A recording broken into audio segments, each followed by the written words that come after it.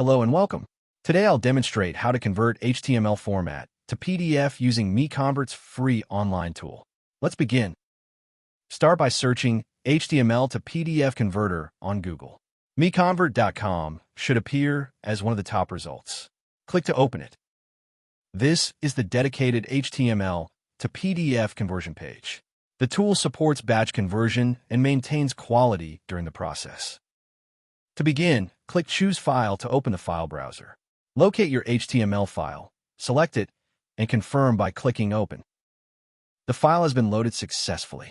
You can verify the file name and size here. When ready, click Convert Now to proceed. The conversion engine is processing your file. The progress indicator shows the current status. Please wait a moment. Excellent. The conversion is complete. Click Download to save the resulting PDF file to your local drive. Thank you for watching. For more file conversion tools, visit MiConvert.com. Please subscribe to our channel for future tutorials.